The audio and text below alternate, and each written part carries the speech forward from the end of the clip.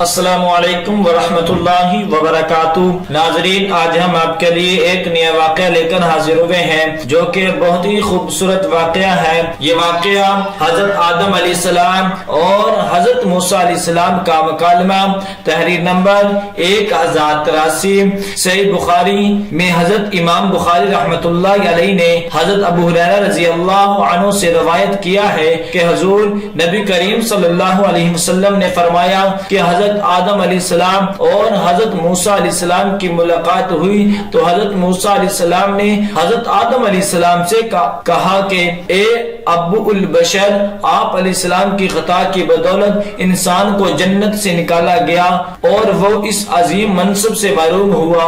جب حضرت آدم علیہ السلام نے کہا اے موسیٰ علیہ السلام، تم وہ ہو کہ جسے اللہ عز و جل نے رسول بنایا اور اپنے ساتھ ہم کلام ہونے کا شرف بخشا، تم مجھے اس بات پر ملامت کر رہے ہو، میری پیدائش سے قبل ہی میرے بارے میں لکھی جا چکی تھی۔ حضور نبی کریم صلی اللہ علیہ وسلم فرماتے ہیں کہ حضرت آدم علیہ السلام کی دلیل حضرت موسیٰ علیہ السلام کی دلیل پر غالب آ گئی۔ دعا ہے کہ اللہ تبارک و تعالی ہم سب کو ان کلمات پر عمل کرنے کی توفیق عطا فرمائے۔